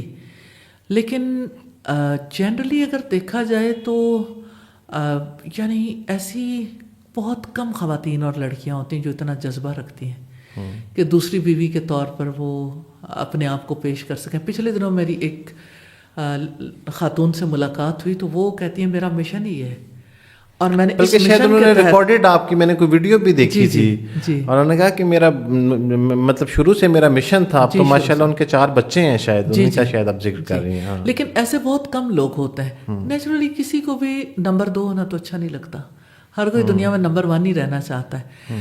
تو اس کا یہ مطلب نہیں ہے کہ کوئی ایسی صورتحال کو ایکسیپٹ نہ کرے. سم ٹائمز کوئی بہت اچھا انسان ہو سکتا ہے، اور اگر کسی کو شادی کے بغیر رہنا پڑے اور ایسے فرد کے ساتھ شادی کرنے کی صورت میں اس کی لائف زیادہ بہتر ہو سکتی ہے تو اسے کرنا چاہیے. اور کوئی عورت محض خلا کا تقاضا اس لیے کر دے کہ اس کا خاوند جو ہے وہ دوسری شادی کرنا چاہتا ہے، اور اسے یہ پتہ ہے کہ معاشی اعتبار سے یہ انصاف کے تمام تقاضے پورے کرے گا، اور ویسے بھی ایج ان کی اور باقی چیزیں، تو کیا یہ جو فیصلہ ہے کسی خاتون کا obviously ناپسندیدہ ہے، لیکن اس میں کوئی گنجائش ہے کہ خاتون ایسا پھر کر سکتی ہے اور مذہب اس کو اجازت دیتا ہے کہ آپ چھوڑ دیں، نہیں رہے ہیں اس کے ساتھ؟ حلال چیزوں میں سے سب سے ناپسندیدہ طلاق ہے، اور خلا بلا جواز مانگنے والی عورت جنت کی خوشبو بھی نہیں پا سکتی. لیکن ایک عورت یہ سمجھتی ہے کہ یہ میرے لیے ایکسیپٹیبل نہیں ہے، میں اس کے ساتھ سروائیو نہیں کر سکتی، میں اس کو برداشت نہیں کر سکتی، تو بجائے اس کے کہ ساری زندگی تلخی برداشت کرے، یہ تو ایک عورت ہی جان سکتی ہے. تو اس کو پھر یعنی یہ رائٹ تو ہے کہ وہ نہیں رہ سکتی تو جدا ہو جائے، لیکن اپنے بچوں، اپنے شوہر، اپنے گھر اور اپنے آئندہ آنے والے معاملات کے حوالے سے بھی ضرور دیکھنا چاہیے. تو یعنی کسی کی کیپیسٹی اگر نہیں ہے کہ وہ کسی دوسرے کو برداشت کر سکے تو بہتر ہے، صحیح، اس کے لیے بہتر ہے. لیکن عمومی طور پر لوگوں کو اس کا دھیان رکھنا چاہیے کہ بلا جواز خلا کا مطالبہ نہیں کرنا چاہیے. کیا مسائل ہوتے ہیں؟ زیادہ تر خواتین کو سسرال سے شکایات ہوتی ہیں. میں سوسائٹی کا یہ ایشو بیسکلی جاننے کی کوشش کرتا ہوں کہ کیوں ہماری سوسائٹی میں آج خلا کی ریشو بڑھ گئی ہے. بہت سارے اتنے کیسز اس سے پہلے ماضی میں رپورٹ نہیں ہو رہے تھے، جو کیونکہ انٹرنیٹ کے اوپر یہ سٹیٹس موجود ہیں عدالتوں کے میں اتنے زیادہ. تو آپ کو کیا لگتا ہے، کیونکہ آپ کا انٹریکشن رہتا ہے بالخصوص خواتین سے، تو کیا ریزن آپ کو نظر آئی ہے کہ کیوں بڑھی ہے یہ ریشو؟ میریٹل افیئرس کے بارے میں ایجوکیٹ نہیں کیا جاتا. شادی شدہ زندگی کیا ہے؟ ایک لڑکی کو تو یعنی اس ماحول میں دوسرے گھر میں بھیجا جاتا ہے کہ اس نے شاپنگ کرنی ہے، اچھے خوبصورت لباس خریدنے، کیسے خوبصورت بن کے رہنا ہے، کس طرح سے اس کو ماں باپ بھی سپورٹ دیتے ہیں، سسرال والے بھی، جتنی کسی کی استطاعت ہو۔ صحیح۔ اب ایسے میں جب لڑکی جاتی ہے تو بالکل یعنی آل ٹوگیدر جب ماحول بدل جاتا ہے تو اس کے لیے بیئر کرنا ناممکن ہو جاتا ہے۔ میں ایک چھوٹی سی اگزامپل دینا چاہتی ہوں۔ سیدہ عائشہ نے رسول اللہ سے پوچھا کہ اللہ کے رسول یہ بتائیے ایک عورت پر سب سے زیادہ حق کس کا ہے؟ اب ماں باپ بھی ہیں اور شوہر بھی ہے، تو اللہ کے رسول نے فرمایا اس کے شوہر کا۔ سیدہ عائشہ نے پوچھا پھر ایک مرد پر سب سے زیادہ حق کس کا ہے؟ تو آپ صلی اللہ علیہ وسلم نے فرمایا اس کی ماں کا۔ کتنی بڑی ایجوکیشن ہے جس کی وجہ سے گھریلو زندگی پرسکون ہو سکتی ہے۔ ایک عورت کا مائنڈ سیٹ چینج ہو سکتا ہے کہ ایک مرد پر اس کا حق نہیں، اس کی ماں کا حق زیادہ ہے۔ کیونکہ لڑائی جھگڑا تو اس بات پر ہوتا ہے کہ یعنی آپ کا بیٹا تھا لیکن اب میرا شوہر ہے، پہلے آپ کا حق تھا اب میرا حق ہے۔ اللہ سبحانہ تعالیٰ نے جھگڑا ہی چکا دیا کہ بیٹے پر اس کی ماں کا حق زیادہ ہے۔ تو پھر اگر ایک لڑکی کو سمجھا دیا جائے، اس کا مائنڈ سیٹ پریپیئرڈ ہو، ریئلی لڑکیاں ایکسیپٹ کرتی ہیں اور بہت اچھی زندگی گزارتی ہیں۔ تو اگر والدہ اور بیوی کے درمیان اختلافات پیدا ہو جائیں تو پھر شوہر کا شرعی طور پہ کیا کردار ہونا چاہیے؟ وہ کیا کرے؟ منصف کا۔ بہت مشکل فیصلے ہوتے ہیں یہ، آپ تو جانتی ہیں، آپ کے پاس کیسز آتے ہیں، لیکن انتخاب کرنے کی اگر چلیں ہم اس کو دوسری طرف سے، جو سوسائٹی کا سب سے بڑا مسئلہ ہے کہ وہ یہ کہہ دیتی ہیں کہ میں جوائنٹ فیملی سسٹم میں رہنے کی یا اپنی ساس کے ساتھ رہنے پہ راضی نہیں ہوں، تو کیا پھر شوہر پہ واجب ہو جائے گا کہ اس کو علیحدہ گھر لے کے دے؟ بات یہ ہے کہ جوائنٹ فیملی سسٹم جس طرح سے ہمارے یہاں یعنی جیسے ایک ہی جگہ رہنا، ایک کچن اور بھائیوں کے کمرے الگ الگ ہیں، بیسیکلی اس طرح سے رہنا یعنی یہ شرعی اعتبار سے بھی کوئی اچھا یعنی یہ ماڈل نہیں ہے۔ ایک فیملی میں لوگ رہ سکتے ہیں لیکن کم از کم ان کی پرائیویسی اتنی ضرور ہونی چاہیے کہ مل کے بھی رہیں تو وہ کھل کے تو رہ سکیں۔ ان کے لیے تو زندگی یعنی آپ دیکھیں ایک گھرانہ ہے جس میں 4 بچے ہیں، چاروں بیٹے ہیں، اب وہ 4 بچے جو ہیں بڑے ہو گئے، اب 4 بچے بڑے ہوئے، اب وہ ایک نیا بانڈ بنا ہے تو وہ بانڈ، نیا بانڈ پہلے بانڈ کے تحت ہی رہے گا، یا یہ ہے کہ اس کو بھی کچھ تھوڑی سی اس کی اپنی سپیس دے کے اس کو بھی کوئی آزادی ہے کچھ تھوڑا سا، یعنی وہ بھی 2 افراد جو ہیں ہسبینڈ وائف کے طور پر اپنی زندگی میں خوشگوار لمحات گزار سکتے ہیں۔ تو ہر ایک چیز کو اگر ود ریفرنس ٹو پیرنٹس دیکھنا پڑے، ہر ایک چیز کو ود ریفرنس ٹو اپنے بھائیوں کے، بہنوں کے، خاندان کے دیکھنا پڑے تو نئے جوڑے کی زندگی بہت ڈیفیکلٹ ہو جاتی ہے۔ آپ رسول اللہ کی ازواج کو دیکھیے، اکٹھے گھر تھے لیکن ہر ایک کی پرائیویسی تھی، کتنا یعنی کم ریسورسز میں بھی الگ الگ مینیج کیا تھا تو جھگڑا نہیں ہوتا تھا۔ اب اگر یہ ہے کہ اکٹھے بھی خاندان ہے تو اس کا یعنی کوئی ایسا سیٹ اپ بنایا جا سکتا ہے جس میں یعنی ایک کپل کو جو ہے وہ آزادی ہو۔ اب یہ کہ ہر دفعہ اگر بہو کو گھر سے باہر جاتے ہوئے، گھر اندر آتے ہوئے، کوئی کپڑا خریدتے ہوئے، پہنتے ہوئے، کھاتے ہوئے، پیتے ہوئے، اٹھنا بیٹھنا، جاگنا سونا، یعنی ایک لڑکی اگر یہ سوچتی ہے کہ میں قید ہو گئی ہوں تو میں یہ کہتی ہوں کہ ہم سب کو سوچنا چاہیے، ہم سب کو سوچنا چاہیے کہ اگر ہم اس کی ایج میں ایسی جگہ پر ہوں تو کیا ہم خوش رہ سکتے ہیں؟ تو قیدی تو نہیں بنانا چاہیے، تو اسپیس تو دینی چاہیے، لیکن یہ ہے کہ لڑکی کو بھی احترام تو کرنا چاہیے، خیال تو رکھنا چاہیے۔ تو یہ جو میوچل رسپیکٹ ہے نا، یہ میوچل اسپیس دینے کے بعد ہی زیادہ جو ہے ورکیبل ہو سکتی ہے۔ لیکن میرے ذہن میں یہ سوال ہمیشہ سے باقی رہے گا کہ ایک لڑکی یا چاہے اس کے والدین جب یہ فیصلہ کرتے ہیں کہ وہ کس گھر میں جا رہے ہیں تو اس گھر کی سپیس اور اس کے افراد اور ان کی جو زندگی گزارنے کے طریقے طور طریقے ہیں وہ دیکھنا چاہیے۔ اور وہی آمادگی جب ہوتی ہے اور رضامندی باہمی رضامندی سے دو خاندانوں کی شادی ہوتی ہے اور آنے والے چند ہی 6 ماہ میں یا 1 سال میں یہ سوالات کیوں اٹھنا شروع ہو جاتے ہیں. بہت ساری خواتین جو ہیں وہ اس کو ایک پلی کے طور پہ لیتی ہیں. میں تمام خواتین سے معذرت کے ساتھ کوئی اس کو بالکل نیگیٹو نہ لے. یہ دیکھا گیا ہے کہ وہ پردے کو جواز بنا کے بھی گھر کے سے علیحدگی کا مطالبہ کر دیتی ہیں. نو ڈاؤٹ یہ ٹرو ہے, تو یہ ٹرو ہے, ایسا ہوتا ہے بہت سارے کیسز میں.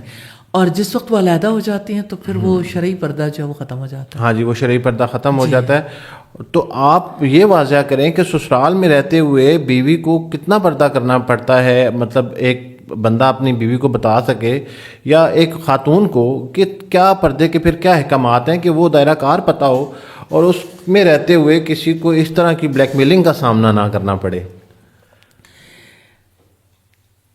میرے الفاظ بہرحال سخت سے بلیک میلنگ, جی بلیک میلنگ مجھے ایسا فیل ہوتا ہے تھوڑا سا. اچھا, لیکن ریئل ٹائم ہوتی ہے, ریئل ٹائم میں یہ لفظ جو ہے وہ یعنی ورکیبل ہے, ٹھیک ہے, ہوتا ہے ایسا. صحیح ہے. بات یہ ہے کہ اللہ سبحانہ تعالیٰ کے احکامات کی پابندی کرنے والی ایسی کتنی خواتین ہیں جو باہر حجاب کی پابندی کرتی ہیں اور وہ شرعی پردہ کرتی ہیں گھر میں. ایسی بہت کم خواتین ہیں. یہ ماسز کا ایشو نہیں ہے, لیکن ان لوگوں کے لیے ہم بات کر رہے ہیں تو انہیں کم از کم یہ ہے کہ اپنی زینت کا اظہار نہیں کرنا چاہیے. اور اپنا یعنی میں اس کو کوئی کلی اصول کے طور پر تو نہیں کہہ رہی, لیکن بہرحال جو دیور اور جیٹھ کا رشتہ ہے رسول اللہ صلی اللہ علیہ وسلم نے اس کے بارے میں جو الفاظ استعمال کیے کافی سخت ہیں. جی, آپ نے فرمایا تھا تمہارے دیور تو تمہارے لیے موت ہے, یعنی جیسے اپنی موت سے احتیاط بچ کے رہتا ہے انسان, اس طرح سے اس رشتے میں احتیاط بہت زیادہ ضروری ہے. لیکن ہمارے یہاں جس طرح سے جوائنٹ فیملی سسٹم ہے, آپس میں مل بیٹھ کے گپ شپ لگانا اور یعنی آپس میں جو تعلقات کا معاملہ ہے وہ تھوڑا یعنی لمٹ سے باہر زیادہ ہو جاتا ہے. تو اس میں یہ کہ اصل مسئلہ یہ ہے کہ ایک لڑکی کو اگر پرائیویسی ملے, اگر کسی کے پاس ایک روم بھی ہے, اگر اس کا کچن الگ ہو جائے, صحیح, کچن کے الگ ہونے سے بھی لڑکی کو کافی زیادہ سہولت ہو جاتی ہے. اگر اس کو یہ پتا ہو کہ یہ میری باؤنڈری ہے, یہاں کم از کم میں آزاد ہوں, میں اپنے بچوں کی پرورش آسانی سے کر سکتی ہوں, تو اس کے لیے تھوڑی سی آسانی ہو جاتی ہے. تو مجھے لگتا ہے کہ جوائنٹ فیملی میں ہمیں اس کو ریویو ضرور کرنا چاہیے. اکٹھے رہیں لیکن تھوڑا اسپیس دے کے رہیں. آپ کو لگتا نہیں ہے کہ شادیاں نہ کرنے یا نہ ہونے کی ایک بہت بڑی وجہ یہ بھی ہے کہ بالخصوص لڑکیاں یا بچیاں اس چیز کو جو ہے وہ اس چیز کا انتخاب کرتے ہوئے کہ وہ اس کا معاشی سٹیٹس دیکھتی ہیں کہ جس گھر میں مجھے لے کے جایا جا رہا ہے اس گھر میں جو ہے وہ میرے لیے علیحدہ کوئی اسپیس نہیں ہے, میرا علیحدہ کچن نہیں بن سکے گا. تو وہ کہتی ہیں شاید میں انتظار کرتی ہوں کسی ایسے پیغام کا یا ایسے رشتے کا جہاں پہ مجھے یہ سارے معیار میرے پورے ہو جائیں, اور وقت گزر جاتا ہے. تو ایسی صورتحال میں جو ہے مجھے لگتا ہے کہ بہتر سولوشن وہ ہے جو آپ نے بتایا ہے کہ اگر آپ کا رشتہ بہرحال ہو جاتا ہے یا کوئی اس گھر میں چلا جائے تو وہ شرعی پردے میں نقاب ضروری ہے, مطلب آپ پورے چہرے کا ڈھانپنا. دیکھیں اس کے بارے میں جو اللہ سبحانہ تعالیٰ کے احکامات ہیں وہ تو بڑے واضح ہیں. اب یہ کہ نقاب ضروری ہے وہ میں فیصلہ تھوڑی کروں گی. صحیح ہے. اچھا, اب یہ ہے کہ جیسے گھر کے اندر ہے تو اگر کوئی چادر سے اپنے آپ کو ڈھانپ لیتا ہے اور تھوڑا یعنی احتیاط کر کے چل لیتا ہے تو اس میں بھی گزارا تو چل سکتا ہے. یعنی اس میں ضروری نہیں ہے کہ آپ اتنا ہارڈ اینڈ فاسٹ یعنی ہر کوئی اتنا ہی زیادہ خیال رکھے, لیکن جو بہت زیادہ خیال کرنا چاہے وہ پھر رشتے کو نبھانے کی بھی فکر کرے. بہت ساری خواتین جو اس پوڈ کاسٹ کو دیکھ رہی ہیں ان کے ذہن میں ایک خیال آ رہا ہوگا کہ اساتذہ کو چاہیے کہ وہ ساسوں کے اوپر بھی بات کریں. ایک بہترین ساس کیسے بنا جا سکتا ہے, بہو کے بارے میں بہت ساری باتیں ہوتی ہیں. بچیوں کو یہ پیغامات دے کے گھر سے بھیجا جاتا ہے کہ آپ نے ایسے رہنا ہے اور اپنی زندگی جو نئی آپ سٹارٹ کریں اس میں ان چیزوں کی احتیاط کرنا ہے. ایک نیا رشتہ بہرحال ساس کی طرف سے بھی قائم ہو رہا ہوتا ہے اور بہت ساری خواتین زندگی میں پہلی دفعہ ساس بن رہی ہوتی ہیں. تو پہلی دفعہ ساس بننا یا ساس بننے کے عمل میں ساس جو ہے وہ ایک بہترین ماں کی صورت میں جب ایک بچی کو لے کے آتا ہے. آپ کو پتہ ہے ہمارے گھروں میں جب یہ رشتے ہو رہے ہوتے ہیں تو تحفے تحائف کے سلسلے اور وہی ایک خاتون دو طرح کے کرداروں میں کیسے منتقل ہو جاتی ہیں. محبت سے ایک بیٹی کو اپنے گھر بیاہ کے لے کے آنے والی خاتون چند ہی مہینوں میں ایک ویلن کے روپ میں سامنے آ جاتی ہے. تو خیال یہ گماں ہوتا ہے بچیوں کو عموماً. تو ایک مثالی ساس بننے کے لیے، یا چلیں آپ اپنی اگزامپل دے دیں کہ ایک اچھی ساس اگر ہوں تو وہ کیسی ہونی چاہیے؟ اصل میں ساس جو ہے وہ رشتہ یعنی بیسیکلی بڑا نازک ہے، لیکن ٹھیک ہے، میں سمجھتی ہوں کہ ساس ایک انسٹیٹیوشن ہے. صحیح. اس نے نئی نسل کے لیے آنے والی بہو کو پورے طریقے سے تیار کرنا ہے. جی جی. اور اس کو یہ دیکھنا چاہیے یہ میری بہو نہیں، بیٹی نہیں بن سکتی. وہ بیٹی وہی ہے جس نے ان کی کوکھ سے جنم لیا. صحیح. اس کو اپنی نسل کے ماں کے طور پر ایکسیپٹ کرنا چاہیے کہ اس سے میری نسل چلے گی. ٹھیک ہے. جو رسپیکٹ اور ریگارڈ بچوں کی ماں ہونے کی حیثیت سے بہو کا ہو سکتا ہے، وہ رسپیکٹ اور ریگارڈ اگر بیٹی کی صورت میں لیں گے، اصل میں ساری پرابلم یہیں سے پیدا ہوتی ہے. جب ہم کہتے ہیں کہ بہو بھی تو بیٹی ہوتی ہے، بہو کو کبھی ساس بیٹی تسلیم کرنے لگے تو اس کے سامنے بہت ساری باتیں آتی ہیں کہ میری بیٹی تو ایسے کرتی ہے، میری بیٹی تو اس طرح سے، اس موقع پہ یہ ہوتا، اس موقع پہ یہ ہوتا. تو وہ کمپیریزن کو ختم کرنے کے لیے اس چیز کو سامنے لے کے آئیں جو ریالٹی ہے کہ جس کی بھی بیٹی ہے وہ ہمارے لیے رسپیکٹیبل ہے، اس لیے کہ ہم اسے یعنی آئندہ یعنی اپنی نسل کے لیے لے کے آئے ہیں، اور وہ ایک ہماری لیگیسی کو سنبھالے گی اور ہمارے اس سلسلے کو آگے بڑھائے گی. تو اس کا بڑا قابل احترام مقام ہے. اور اگر اس اعتبار سے اپنی بہو کو دیکھا جائے تو کوئی بھی چیز بری نہیں لگتی، کچھ بھی برا نہیں لگتا. استاد، باوجود اس کے بہت ساری بچیوں کو، خواتین کو اپنی ساس سے بہت ساری شکایات رہتی ہیں، اور وہی ساس جب کبھی بہو تھیں، ٹھیک ہے، ان کو وہی شکایات تھیں. تو یہ سلسلہ میرے خیال میں بہت پرانا ہے. وجہ صرف یہ سمجھ نہیں آتی کیا ایکسپیکٹیشن شادی سے پہلے بڑھا دی جاتی ہیں جب وہ منگنی اور رشتے کے پروسیس چل رہے ہوتے ہیں، اور وہ جا کے کہنا کہ میں آپ کو ماں کی طرح رکھوں گی، اور پھر جب وہ ایک نئے گھر میں وہ لڑکی داخل ہوتی ہے تو اس سے وہ سب کچھ نہیں ملتا، اس کی ایکسپیکٹیشن ٹوٹتی ہیں، کیا ہوتا ہے؟ تو پھر آپ ان بچیوں کو کیا کہیں گی جو نئے گھروں میں جاتی ہیں؟ تو ان کے لیے کوئی ایسی نصیحت یا کوئی ایسی کوئی باتیں کہ وہ جا کے اپنا لیں، بینگ مدر، آپ اگر کچھ بتانا چاہیں تو. مجھے ایسا لگتا ہے کہ اپنی ماں، میں ہمیشہ بچوں کو بھی یہی بات کہتی ہوں، اسٹوڈنٹس کو بھی، پبلکلی بھی، کہ اپنی ماں کبھی انتخاب کر کے نہیں لے کے آتی. ساس وہ خاتون ہے جو آپ کو پسند کرتی ہے اور اپنے گھرانے میں لے کے جاتی ہے. صحیح. تو مجھے لگتا ہے کہ جو ہمیں پسند کرے اس کا ہمارے پہ بڑا حق ہو جاتا ہے کہ آخر اس نے ہمیں اسپیس دی نا. صحیح ہے. تو یہ ایک بات انسان کو بہت زیادہ فائدہ. دوسری بات یہ کہ شوہر کے اوپر سب سے زیادہ حق اس کی ماں کا ہے. صحیح. تو میں اگر اپنے شوہر کا حق ادا کرنا چاہوں، اس وقت تک کیسے ادا کر سکتی ہوں جب تک کہ اس کی ماں کے لیے میرے دل میں اسپیس نہیں ہوگی. تو رشتوں کو کس نظر سے دیکھنا ہے، مائنڈ سیٹ کیا ہے، آپ کا مائنڈ سیٹ ہے جو ڈیسیژن کرتا ہے. ہماری بچی کا مائنڈ سیٹ نہیں بنایا جاتا، اس کے ذہن میں کچھ اور بٹھایا جاتا ہے، اس سے توقعات کچھ اور رکھی جاتی ہیں. صحیح. تو میں خیال ہوں کسی اور کا، مجھے سوچتا کوئی اور ہے، وہ والا معاملہ ہو جاتا ہے. تو اس میں یہ ہے کہ بچی کو بھی یعنی پہلے سے پریپیئرڈ کر کے جب بھیجا جاتا ہے، جن خاندانوں میں بھیجا جاتا ہے ان کی بچیاں جو ہیں وہ مثالی رول پلے کرتی ہیں، اور جن خاندانوں میں ساس جو ہے وہ یعنی ان چیزوں کو پیش نظر رکھ کے چلتی، اس مائنڈ سیٹ کے ساتھ کہ یہ وہ فرد ہے جس نے یعنی کل میں ماں تھی، آج بھی ماں ہوں، لیکن اب آئندہ کی نسل کی یہ ماں ہوگی. تو ماں کا تو بڑا مقام ہے، تو اس کو ماں کے روپ میں دیکھیں.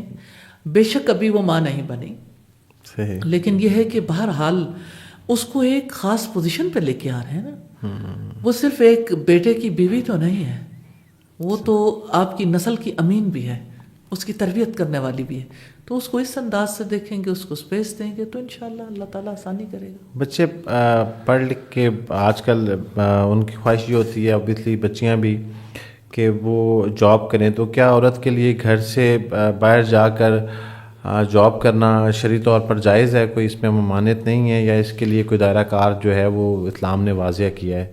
کیا کہیں گے اس پہ؟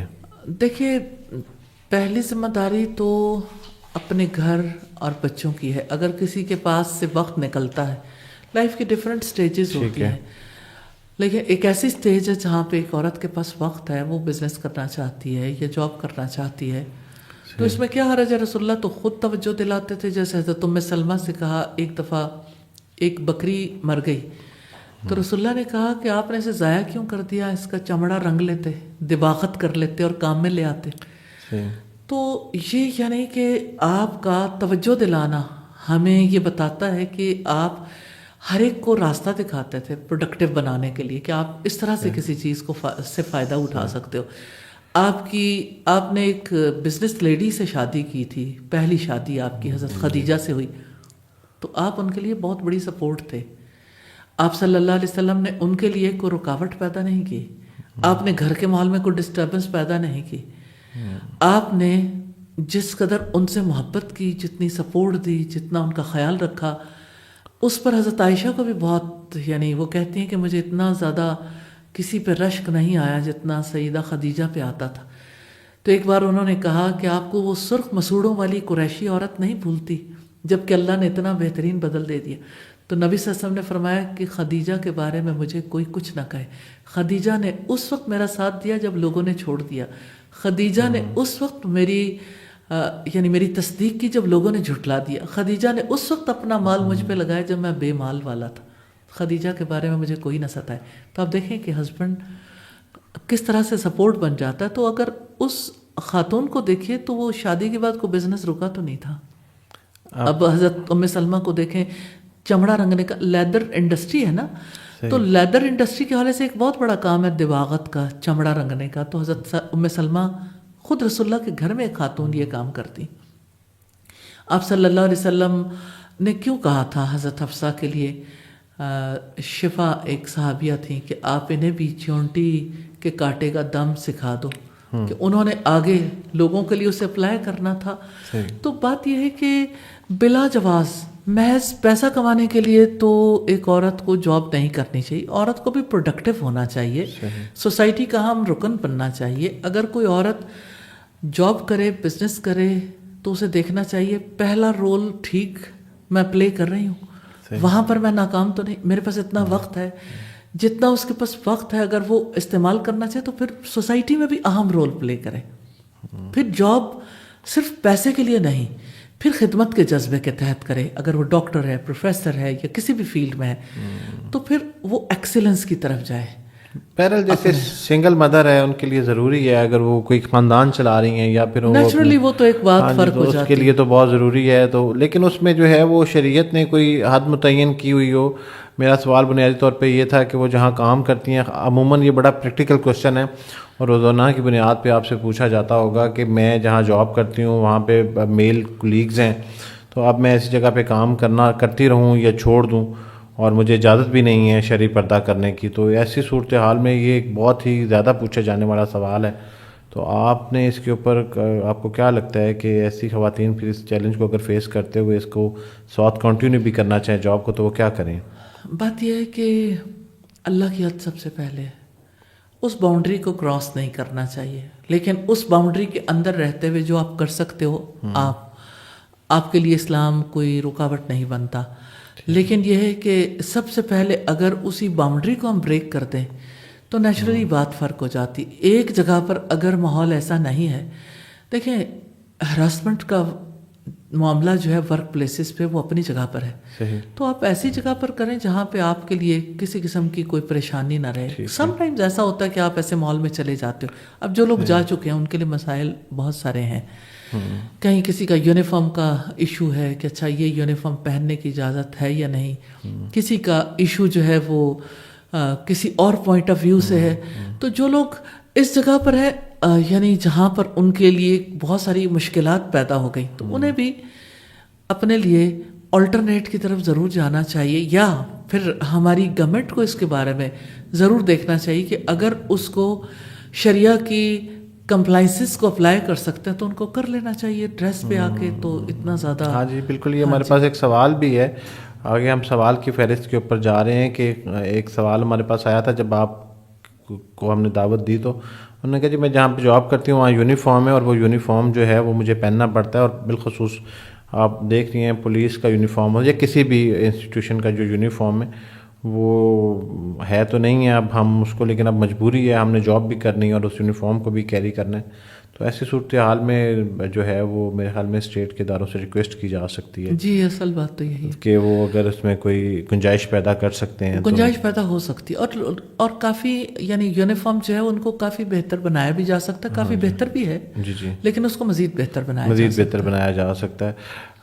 ایک اور بڑی اہم چیز جو ہے جو ورک پلیسز پہ خواتین کام کرتی ہیں وہ کہتی ہیں ہمارے کام کی نوعیت ایسی ہے کہ ہمیں کسٹمر سروس کی ہوئی مثال لے لیجئے کہ ہمیں بڑی شائستہ آواز میں بات کرنی پڑتی ہے اور ہماری گفتگو میں ہمارا دھیما اور جو لہجہ ہے وہ نرم اور شائستہ ہونا چاہیے کیونکہ یہ ہماری جاب کی ریکوائرمنٹ ہے. جبکہ اسلام اس چیز کی ہرگز اجازت نہیں دیتا کہ غیر مرد کے ساتھ جب آپ بات کریں تو آپ کی آواز میں جو ہے وہ نرمی اور شائستگی نہیں ہونی چاہیے. تو جاب کی ریکوائرمنٹ ہوتے ہوئے اگر کوئی ایسا کر رہا ہے تو ٹھیک ہے، پھر اس کے لیے کوئی مسئلہ نہیں. آپ نے کہا نرمی اور شائستگی، میں یہ کہتی ہوں کہ کیا اسلام غیر شائستہ آواز میں بات کرنے کی اجازت دیتا ہے؟ تو ایسا نہیں ہے. اچھا، فارم رہ کے بات کرنے کے لیے کہتا ہے کہ آپ کے بات کرنے سے کوئی غلط مطلب نہ جی لے. جی جی جی تو شائستہ آواز میں اگر بات ہو رہی ہے اور وہ اس میں آپ فرم ہیں تو کوئی حرج کی بات نہیں، کوئی حرج کی بات نہیں. تو یہ بہت چھوٹی چھوٹی باتیں ہیں، لوگ اس کو بنیاد بنا کے اپنے ذہن میں بہت سارے سوالات پالتے رہتے ہیں. مذہب بہرحال اسلام جو ہے وہ بڑا بہترین مذہب ہے ہمارا اور ہمیشہ آسانی پیدا کرتا ہے. چند آخر میں کچھ سوالات ہیں، باوجود اس کے مجھے یہ شدت سے احساس ہو رہا ہے کہ آپ روزے سے ہیں اور میں آپ سے سوال کیے جا رہا ہوں اور ہم مزید روزہ جواب دینے میں رکاوٹ نہیں ہے. اچھا، وہ وسوسے بہت زیادہ آتے ہیں کچھ خواتین کو، وہ کہتی ہیں جی ہم بہت وسوسے آتے ہیں ہر لحاظ سے، بچے کو کچھ نہ ہو جائے، میرا خاوند دوسری شادی نہ کر لے، میرے ہسبینڈ کا کوئی ایکسٹرا میرٹل افیئر نہ چل رہا ہو، میری ساس میرے بارے میں برا. تو ایسے وسوسوں سے یہ او سی ڈی کی شکل بعض اوقات اختیار کر جاتے ہیں. اچھا، بڑی انٹرسٹنگ بات ہے، قرآن مجید میں اس کا جواب ہے وَإِمَّا يَنزَغَنَّكَ مِنَ الشَّيْطَانِ نَزْغٌ فَاسْتَعِذْ بِاللَّهِ. اگر تمہیں شیطان کی طرف سے کوئی اکساہٹ فیل ہو تو اللہ کی پناہ لے لو. ریئلی مارولس ہے، آزما کے دیکھیں. اعوذ باللہ پڑھنے سے بھی، اور رسول اللہ نے ایک دعا سکھائی، پریکٹیکلی خود بھی ایکسپیرینس کیا، ہزاروں لوگوں کو ایکسپیرینس کروایا. ربی اعوذ بک من ہمزات الشیاطین وَأَعُوذُ بِكَ رَبِّ أَن يَحْضُرُونَ. آپ امیجن نہیں کر سکتے کہ میں نے ایسے لوگوں کو ٹھیک ہوتے دیکھا ہے جو ایلیوینس کا شکار ہو جاتے ہیں، اگلی سائیکولوجیکلی ایسی سٹیج پہ پہنچ کے، جو ہر وقت کئی لوگ ہاتھ دھوتے رہتے ہیں، کئی لوگ جو ہیں وہ کچھ اور ایسا شیزوفرینیا تک چلے جاتے ہیں. جی جی جی. تو یہ ہے کہ بنیادی بات یہ ہے کہ آپ کسی خیال کو الاؤ کیسے کرتے ہیں کہ وہ آئے اور آپ کو اپنی گرفت میں لے لے. سائیکالوجسٹ کہتے ہیں کہ بلاک لگا دیں. آپ کے اندر خیال آیا ہے، آپ اس کو آگے نہیں بڑھائیں گے. اب یہ کہ کئی لوگوں کا یہ ایسی سٹیج پہ پہنچے ہوئے لوگوں کا علاج فرق ہے کہ جو اب اتنا زیادہ ہر وقت مختلف وسوسے آتے ہیں تو ہر وقت سوچتے رہتے ہیں. اس کے لیے کچھ میڈیسنز بھی ایسی ہیں جس کی وجہ سے انسان نکل جاتا ہے اس سے، کہ جو بہت جیسے ہومیوپیتھک ایک میڈیسن ہے سیپیا، کہ آپ کے ذہن میں ہر وقت ادھر سے سٹوری چل رہی ہے، ادھر سے سٹوری چل رہی ہے، آپ یعنی ان سٹوریوں سے نکل سکتے ہیں. میں نے اس لیے اس کا نام لے لیا کہ جہاں بہت زیادہ وسوسے آتے ہیں تو یہ بیسیکلی بیماری ہے. ٹھیک ہے، اور اس کا علاج کروانا چاہیے. اب یہ ہے کہ اگر کوئی آئندہ کے لیے ٹھیک طرز عمل اختیار کرنا چاہتا ہے تو خیال آیا تو اعوذ باللہ اور بلاک لگا دیں کہ میں نے اس پہ سوچنا نہیں. ریلی آپ آزما کے دیکھیں، آپ کے ذہن میں کوئی ایسی باتیں نہیں آئیں گی. تو مجھے ایسا فیل ہوتا ہے کہ اپنے آپ کو ایسا تو نہیں بنانا چاہیے کہ جیسے گڑ پہ مکھیاں آتی ہیں یا گندگی پہ مکھیاں بیٹھتی ہیں کہ آپ کے اوپر ہر وقت یہ حملے ہوتے رہیں اور آپ اسے ایکسیپٹ کرتے رہیں. تو آپ ہی کو کچھ کرنا ہے اپنے لیے، اپنے لیے خود کریں گے تو انشاءاللہ تعالیٰ آسانی ہو جائے گی. باقی یہ کہ اس کو یعنی جو ہومیوپیتھک ایسی میڈیسنز ہیں جو ریئلی مارولس ایفیکٹس رکھتی ہیں، کوئی وسوسے خیال نہیں آتے پھر. اچھا سادہ، ایک اور سوال ہے کہ جنت میں مردوں کو حوریں ملیں گی اور عورتوں کا یہ سوال ہے پھر ہمیں کیا ملے گا؟ انہیں بھی اسی طرح سے ان کے لیے بھی ہے. ایسا سلسلہ تو نہیں ہے کہ دیکھیے اللہ سبحانہ تعالیٰ کے کلام میں بھی اور اللہ سبحانہ تعالیٰ نے جو ہمیں دین دیا اس میں بہت ساری چیزیں یعنی عورت کی رسپیکٹ اور عورت کے مقام کے حوالے سے بہت ساری باتیں اس طرح سے نہیں کہی گئیں. لیکن یہ اللہ سبحانہ تعالیٰ عادل ہے, انصاف کرنے والا ہے. وہاں تو عمر بڑھنے کی وجہ سے ایسا تو نہیں ہوگا کہ وہاں کسی کے لیے رشتہ ہی نہ ہو, یا کسی کے لیے وہاں پہ کوئی ایسا فیصلہ نہ ہو. قرآن مجید میں جب یہ بات آتی ہے وَلَهُنَّ مِثْلُ الَّذِي عَلَيْهِنَّ بِالْمَعْرُوفِ, مردوں کے لیے بھی معروف طریقے سے اسی طرح کے حقوق ہیں جیسے عورتوں کے حقوق ان پر ہے, عورتوں کے لیے معروف طریقے سے وہ حق ہے. تو اللہ تعالیٰ نے جہاں مردوں کو حق دیا وہاں عورتوں کو بھی حق دیا, اور ہم امید رکھتے ہیں کہ انشاءاللہ تعالیٰ خواتین کے حقوق وہاں ضرور سالو ہو جائیں گے. ایک استاذہ ایک سوال آیا ہے کہ میرا شوہر جو ہے وہ ایکسٹرا میرٹل افیئر میں ہے, اور اس ایکسٹرا میرٹل افیئرز ہیں اس کے, تو اور مجھے بہت عرصے سے پتہ ہے, اور میں بڑے سالوں سے صبر کر رہی ہوں, میں کیا کروں, میرے پاس کوئی حل نہیں ہے, اور وہ کہتی ہیں کہ میں چھوڑ بھی نہیں سکتی اپنے خاوند کو. پھر اجازت دیتے تاکہ وہ باہر نہ رہے, گھر میں آ جائیں. یعنی ایسا ہی ہوتا ہے نا کہ جو شخص کسی میں انٹرسٹڈ ہے تو وہ گھر سے باہر جو تعلقات ہیں, جب کوئی مرد دوسری شادی کر لیتا ہے تو وہ ایکسٹرا میریٹل افیئرز نہیں رہتے, میریٹل افیئرز ہو جاتے ہیں. ٹھیک ہے. اللہ سبحانہ تعالیٰ اسی وجہ سے دوسری شادی کی اجازت دی کہ ایک مرد اگر نہیں, یعنی اس کی استطاعت کہ وہ ایک بیوی تک اپنے آپ کو روک سکے, تو بجائے ایکسٹرا میریٹل افیئرز کے ان چیزوں کو گھر تک لیں, لیکن وہاں کم از کم عدل تو ہوگا نا, وہاں یہ تو نہیں ہوگا, پھر وہ ذمہ داریاں بھی تو آنے والی پر بھی تو ہوں گی نا. تو اکثر ایسا ہوتا ہے کہ اگر مرد دوسری شادی کر لے تو یعنی وہ جو جذبہ ہے وہ کافی مدھم پڑ جاتا ہے اور نارملائز ہو جاتی ہیں چیزیں. صحیح. تو گلے شکوے بھی مٹ جاتے ہیں کافی. تو پھر ایسا ہونا چاہیے, کیونکہ اگر کسی کو یقین ہے بلکہ اور پتہ ہے تو انہیں اجازت دے دینی چاہیے. اور عرب میں یہ کلچر بڑا عام ہے, مطلب اس حوالے سے نہیں کہ ایکسٹرا میرٹل افیئر کی وجہ سے, وہاں پہ تو خواتین شاید خود سے دوسری شادی کروا دیتی ہیں. اور بلکہ میں نے آپ کی کوئی ویڈیو بھی دیکھی تھی, آپ کسی دعوت پہ شاید گئی تھیں اور آپ نے ایک واقعہ سنایا تھا. میں عرفات کے میدان میں تھی, اور وہاں پہ ہم جب گئے ہم بہت تیزی کے ساتھ جانا چاہ رہے تھے مشعر حرام کے پاس, یعنی مزدلفہ میں. تو ایک خاتون جو ہے نا, میں واش روم کی طرف جانے لگی تو وہ USA سے آئی تھیں. وہ کہنے لگیں کہ آپ نگہت ہاشمی ہیں. میں نے کہا جی. تو کہنے لگیں کہ مجھے بہت خوشی ہو رہی ہے آپ سے مل کے, لیکن میں نے آپ سے ایک بات کہنی تھی. آپ دوسری شادی کے بارے میں جو موقف دیتی ہیں, پلیز آپ کا ایک کلپ ہے, ہر کسی کے پاس وہ کلپ محفوظ ہے. ہم بہت زیادہ فیل کرتی ہیں کہ آپ کے اس کلپ کی وجہ سے مردوں کو بڑی شے ملی ہے. تو آپ جو ہے نا دوسری شادی کے بارے میں یہ باتیں جو ہیں وہ نہ کیا کریں, اس سے ہم بہت ہرٹ ہوتی ہیں. تو میں نے یعنی وہ پھر اس کے بعد رونے لگ گئی کہ ہماری فیملی میں کس طرح سے اس بات کو ایشو بنایا جاتا ہے. اکثر میں نے دیکھا ہے لوگ دوسری شادی کرنا نہیں چاہتے, لیکن گھر میں باتیں بہت کرتے ہیں. بھئی جس نے شادی کرنی وہ شادی کر لے, لیکن دوسری شادی کے بارے میں بات کر کر کے تو بیویوں کو ستاتے رہتے ہیں. تو ستانا نہیں چاہیے. اگر کرنی ہے تو پھر عدل و انصاف کے تقاضوں کو پورا کرنے کے لیے کر لیں, ورنہ بات چیت نہیں رکھنی چاہیے, ایک دوسرے کو اذیت نہیں پہنچانی چاہیے. اور یہ تو بڑا پیارا رشتہ ہے. باقی جہاں تک یہ ہے کہ اللہ سبحانہ تعالیٰ کی حکمت ہے کہ اس نے یعنی مرد کو ایکسٹرا میرٹل افیئرز سے بچنے کے لیے ایک راستہ دیا ہے, اور عورت اس کی شریک ہو سکتی ہے اگر وہ اپنے شوہر کے ساتھ یعنی اس سے محبت رکھتی ہے اور اسے غلط کاموں سے بچانا چاہتی ہے, تو اس کا راستہ پھر نکاح ہے, اس کا راستہ پھر گھر سے باہر نہیں ہے. تو اگر مرد انوالو ہو رہا ہے تو عورت کو پھر کھلا یعنی اپنا وسعت ظرفی کا مظاہرہ کرنا چاہیے. آپ کا وہ پیغام کیا تھا جس سے وہ ناراض ہو رہی تھی؟ وہ کیا ویڈیو میں آپ نے کیسا بیان تھا؟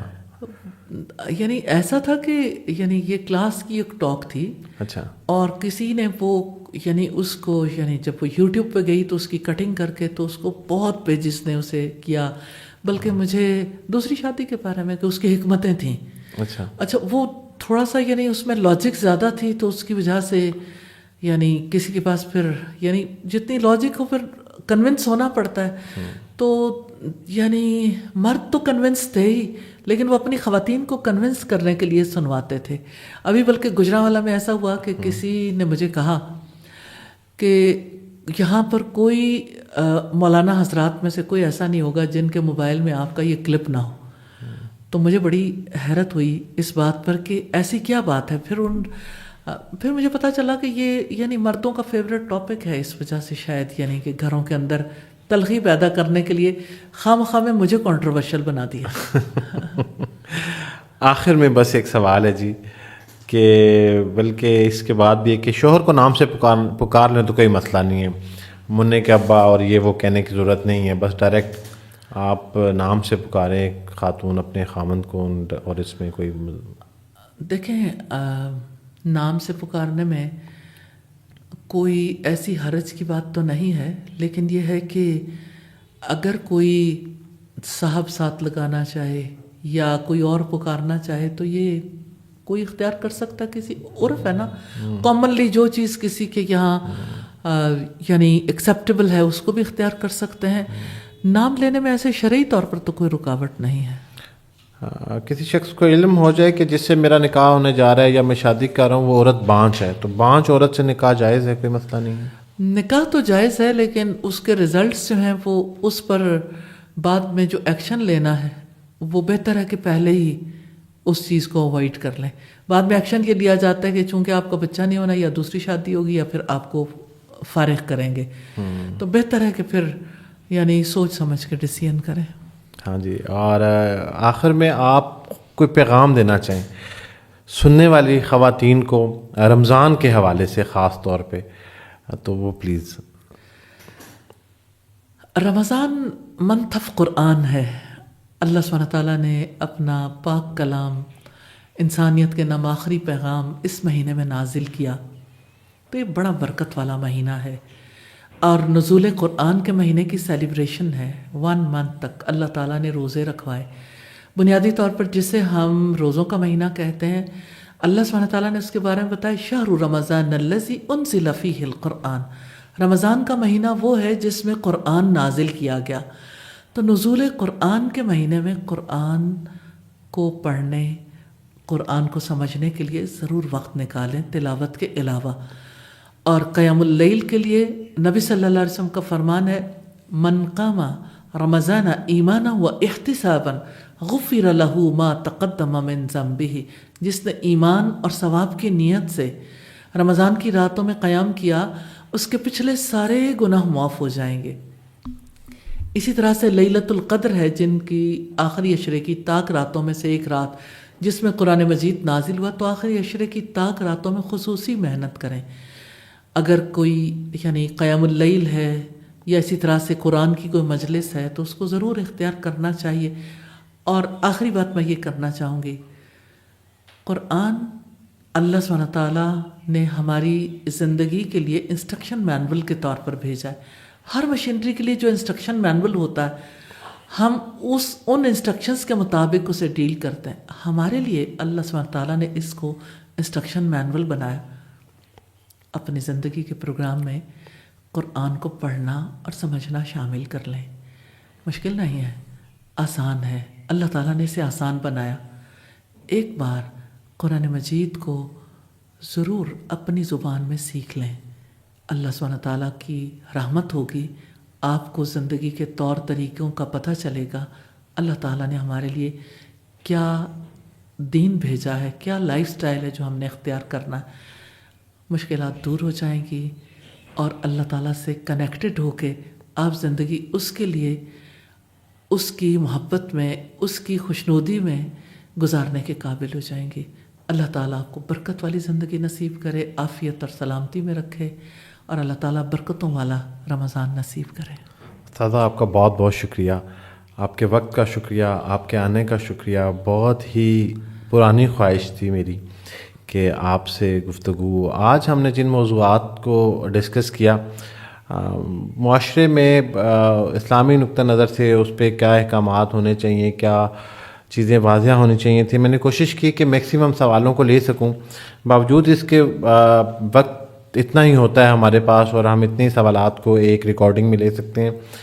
میری یہ کوشش ہوگی کہ آپ کے مزید سوالات جو کامنٹ سیکشن میں متوقع ہیں ان کو رکھوں، اور دوبارہ کبھی ہمیں اگر وقت ملا تو ہم آپ کے پاس آئیں یا آپ ہمارے پاس تشریف لائیں تو ہم ان کو بھی واضح کریں.